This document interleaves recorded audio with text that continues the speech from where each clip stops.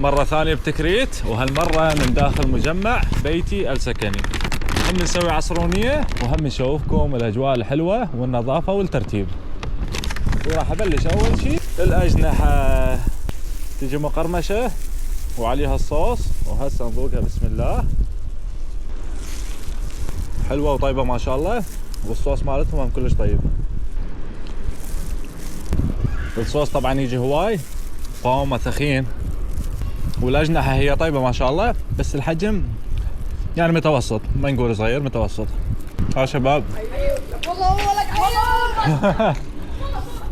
هسه ننزح هذا بهاي الطريقة، نخليه هنا. زنجر مكسيكي يكون شوية حار. لاحظتوا المجمع شلون هادئ ونظيف ومرتب؟ شوفوا الجمال ما شاء الله، رهيبة. بسم الله.